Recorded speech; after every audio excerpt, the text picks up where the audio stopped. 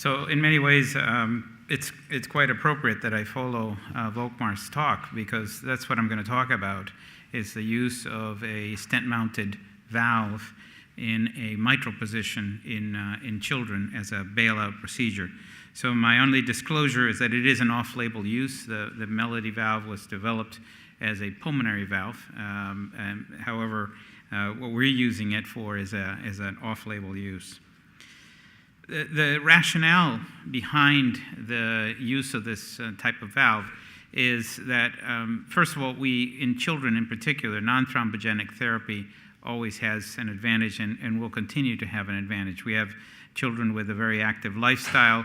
We have children who are growing, therefore managing their dosing becomes complex. But the other problem is most of these children don't want to feel like they're chronically ill. And if they're chronically on medications and having blood tests in order to manage them, they feel like they are chronically ill. And so this is an opportunity to try to offer something a little bit different. And I recognize that this is a controversial subject, but I'll show you what our experience is, and I'm happy to discuss it with you. Obviously, the management of these complex problems now with mitral valves, it requires a very systematic approach. And this is one area where a team approach really is absolutely indispensable. And so the collaboration between the surgeon and the interventional cardiologist is an absolute minimum in order to really optimize the care of these kids. You need advanced imaging, and I think you saw some examples of that in the previous talk. And I think the idea of fusion imaging is going to very rapidly come into the pediatric world because it offers a different perspective. All of the imaging modalities have their limitations. Some have limitations of resolution, some have limitations of radiation, but the fusion imaging bypasses many of those limitations, and I think that's where this is really going to make an impact. Surgical planning also, and again, this is based on imaging to a great extent, and then the use of novel therapies. Now, what's our approach in pediatrics to valve replacement? Well, we have always recognized that replacement especially of the mitral valve in children does carry some increased morbidity and increased mortality. And that's been shown over and over again in a number of studies that if you can repair the valve, the mortality is lower long term than if you replace the valve. However, much of that data is based on mechanical valve experience. And that is not necessarily, we don't have a lot of data on bioprosthetic valves in children, mainly because we haven't used them. We know that they calcify in a more accelerated fashion, and we fear reoperation to a great extent, and so we've avoided them. So we started a program now quite a long time ago to actually re-explore the use of bioprosthetic valves in children, particularly some of the newer valves with the better anti-calcification treatments. And so we started to look at this process. But we still had the limitation that even if it's a bioprosthetic valve, it's a rigid stent supporting the pericardium or supporting the porcine leaflets, and it doesn't grow with a child. So the question was, could we insert a bioprosthetic valve that isn't the holy grail? It's not tissue-engineered valve from your own tissue that will grow with you, but in effect will be mechanically able to be distended so that it can accommodate somatic growth of the child and not cause obstruction. So being limited by the resources that we have, really the only option for valve replacement that is distensible and works at different diameters is the Melody valve. Melody valve is a very interesting valve from a lot of perspectives, both from the standpoint it was really the first percutaneous valve, and that's in adult and kids. It was really the first one out there. So we have a lot of experience long-term with it. The second advantage is that it's a venous valve. So venous valves are very different in shape than a semilunar aortic valve. So the semilunar aortic valve has a relatively short commissures. The leaflets are not very tall. There are 3 leaflet valves in particular, and they elongate. The leaflets elongate in the axial direction quite a lot. So the way they get coaptation is the leaflets actually extend in diastole, so they push themselves together. Venous valves don't do that. Venous valves are not elastic, but what they are instead is they're very, very tall.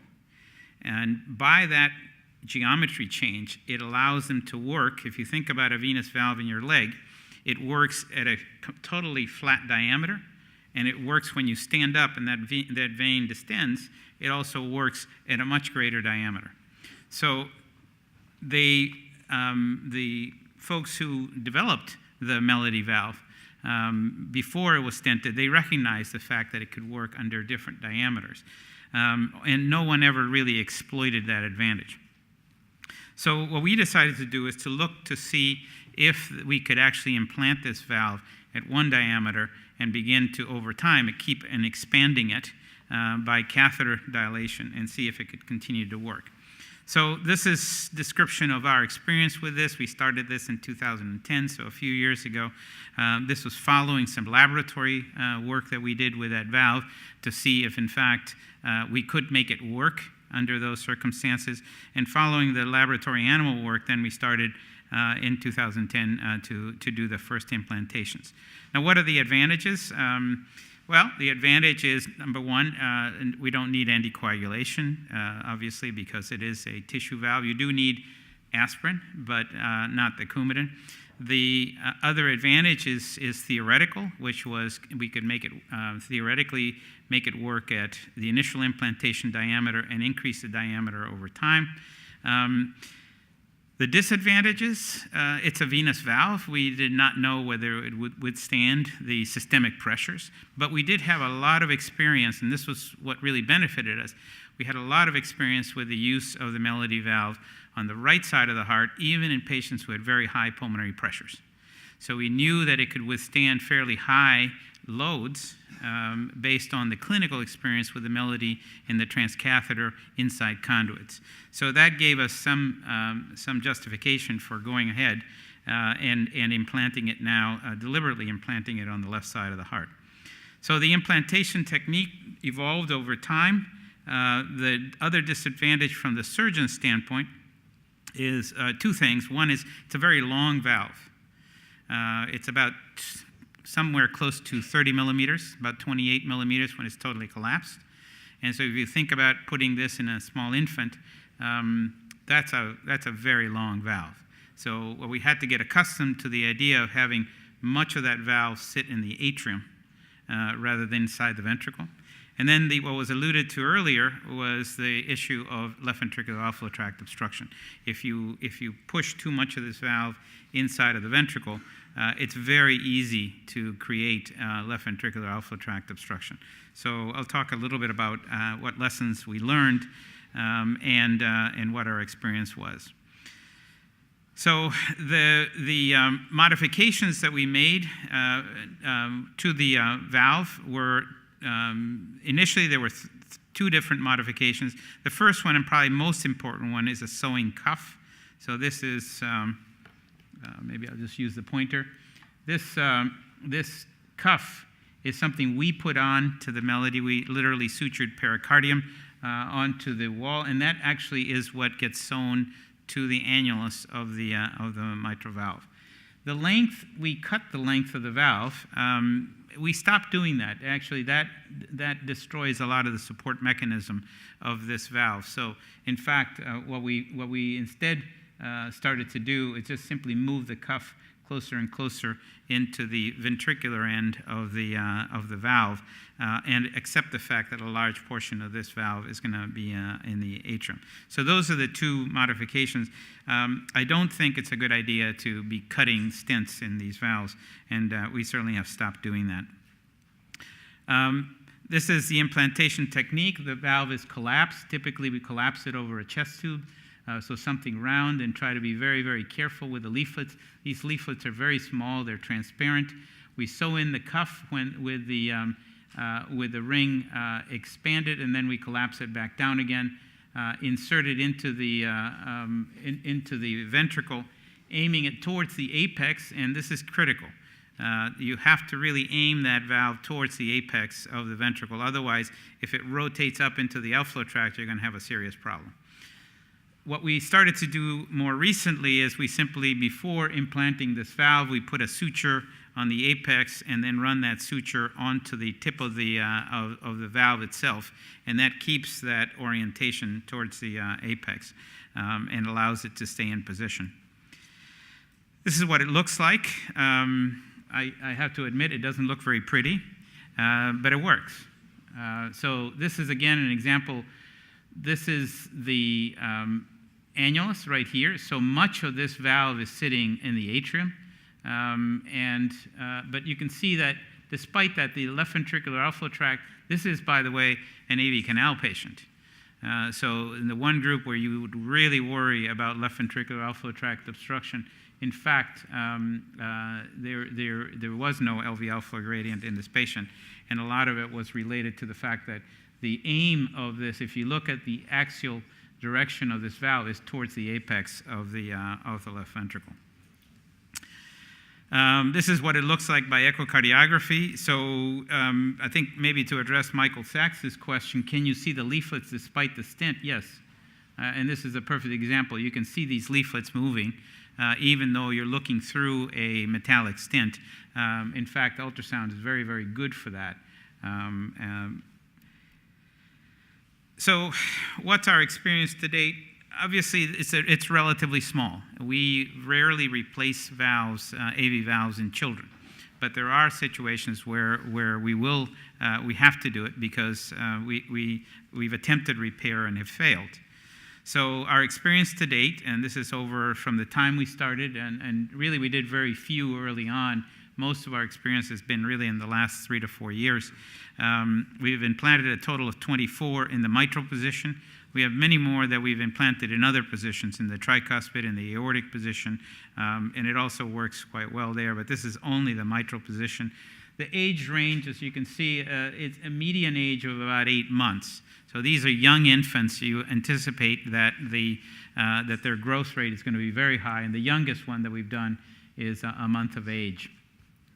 The internal diameter at the time of implantation was 12 millimeters. So these valves will be competent even when they're absolutely collapsed.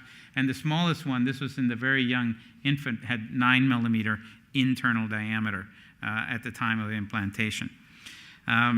We've had some learning curves. We have seen, in the majority, we saw very little in the way of valvular regurgitation, despite the fact that these valves are really collapsed on themselves. We did have a couple of patients where we saw regurgitation immediately, and one of those was excessive trimming of the stent. The problem with these valves, it's not the problem, the feature of these valves is that they're very tall commissures. And if you start cutting the stents, you'll cut the top of the commissures, and the valves will become incompetent. So we've stopped that technique. So what are the results? Well, freedom from replacement of the valve, and this is a follow-up on a follow-up time of up to 30 months. The risk or the likelihood of having replacement within a year is about 88%, so that's about here. It does continue to drop down, and many times the cause of the need for reoperation is more often than not related to other procedures that we're doing on those patients, either aortic valve surgery or some other procedure. If we're going back in, even if the melody is functioning, we will take it out if we think a larger size bioprosthesis can be implanted, or at least an adult size. The limitation here is that the most we can get the melody to dilate to is about 18 to 19 millimeters. And that's even if you overdilate it. So it's still a limited size for these patients. But this is our results to date. Interestingly, deterioration of the valve itself, so structural valve deterioration, has been relatively rare. We have seen it. We've seen catheter injury and wire injury to these valves when they're trying to cross it. and particularly if you're trying to cross it retrograde through the left ventricle. So we don't do that anymore. We go transeptal and out in the sort of following the normal direction of the leaflets and do the dilation. So what have been the mode of failure of some of these valves? Well, we have seen endocarditis, and this is a plaguing problem for the Melody valve. Regardless of what position you put it in, endocarditis seems to have some incidence. It's low, but it does occur. And I don't know whether it's a feature of a venous valve or what the problem is, but this is endocarditis, and this is not a valve, obviously, that's inside an old conduit. This is a valve that's in tissue, but nevertheless, that's what we've seen. Perivalvular leaks. This was early in our experience, and now the way we treat the perivalvular leaks is simply expand the valve some more and in the cath lab. And that actually gets rid of the perivalvular leaks in the vast majority of these patients. Central regurgitation has been primarily from injury and from balloon expansion. But out of all the balloon catheter interventions, we've had one where the balloon actually caused the injury and forced valve replacement. So freedom from replacement is up here. Freedom from reintervention, these are mostly planned. So most of these children come back at a year to have another cardiac catheterization with a planned approach to dilate this valve in the cath lab. So all of the reintervention has been, with the exception of the children with the paravalvular leaks, the catheter interventions have been semi-electively done in anticipation that we were trying to get this valve to expand. And basically that's the maneuver of how they do it.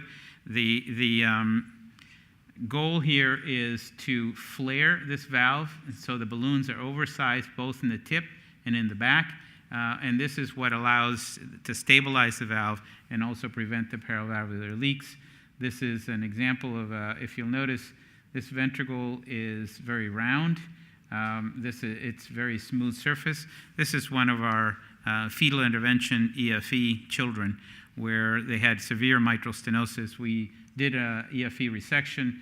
We tried to repair the valve, ended up doing the replacement, and now this child is out at 6 years of age with a bioprosthetic in his mitral valve, but with a normal cardiac output and two-ventricle physiology.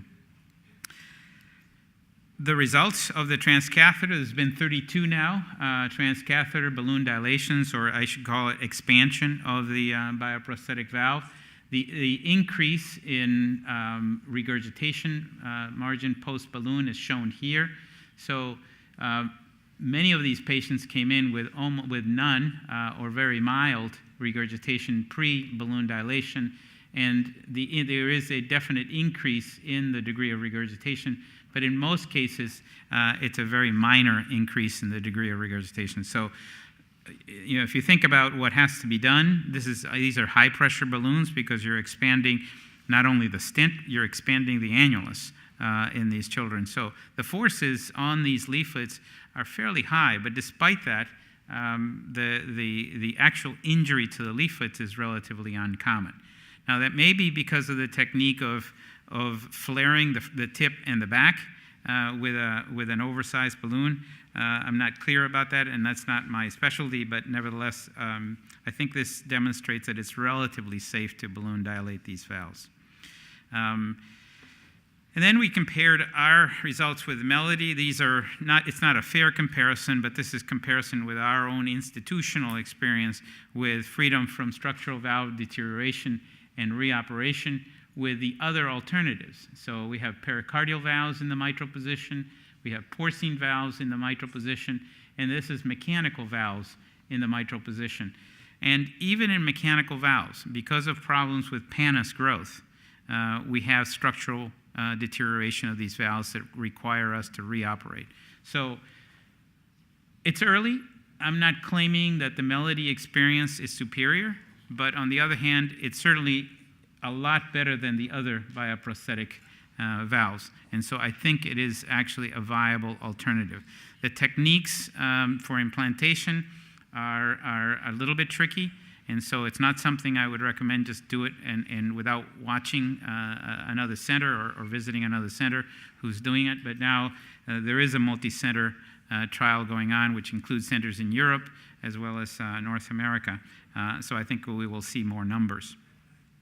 As I mentioned before, we put it in other places, RV outflow tract, surgically implanting RV outflow tract in small children, where we deliberately would like to expand this conduit now, and have had relatively good results. We've used it in aortic, and the reason for this was a patient with a genetic disorder of cholesterol metabolism who developed a totally calcified aortic root and ascending aorta, and we were very concerned that we were going to face a fairly significant procedure, but in fact extended a transapically placed melody valve, and that she is 4 years out and still functioning with a melody valve in place and doing quite well. And we've used it in the tricuspid position. So in summary, the surgical melody, which is what we call it, does give us reasonably acceptable results. We get competent valve even at very small sizes. So for young infants, it offers an alternative. Subsequent expansion of this valve can be done with a decrease in the inflow gradient, and you can still preserve valve function in the majority of the cases. It does, in our view, delay reoperation, reintervention in these kids. How long it's going to last, I think it's still early in our experience, but we need other centers to start doing this in order to really gain more experience. I think valve modification, so cutting the stent, is risky, and I would not recommend it. I think it does lead to accelerated deterioration of that prosthesis. And of course, endocarditis, I think, continues to be one of the question marks with the venous valves. Thank you very much.